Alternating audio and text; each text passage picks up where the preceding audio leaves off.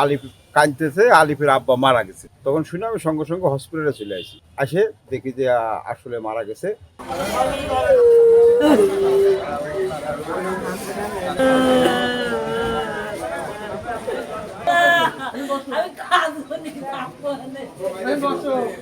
তুমি আমার নিয়ে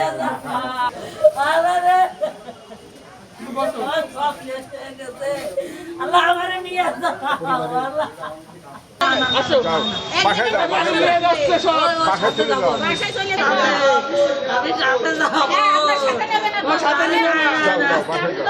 আমার মিলের থেকে ফোন করে শাকিল নামে আমার মিলে আরেকজন কর্মচারী, সে ফোন করে বললো যে আলিফ কাঁদতেছে, আলিফের আব্বা মারা গেছে। তখন আমি হলো বাসায় কেবলে ঢুকছি। আমি তখন শুনে আমি সঙ্গে সঙ্গে হসপিটালে চলে আসি। আসে দেখি যে আসলে মারা গেছে।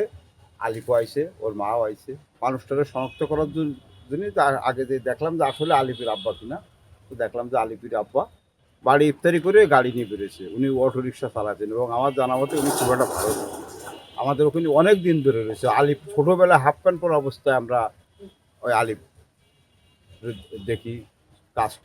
ওনার তো কোনো শত্রু নেই, মিত্র আছে কিনা আমাদের জানা নেই, কারণ উনি তো রিক্সা চালায় এবং উনি কারোর সঙ্গে কোনো ক্যাচাল ফেচাল এলাকায় খুব ভালো নিরবিরকতির লোক। এই যে দেখেন ওনার কথা শুনে কিন্তু অনেক রিক্সাওয়ালারাও চলে আসে। এই যে এরা কিন্তু শ্রমিকেরা কিন্তু চলে আসে শুনে।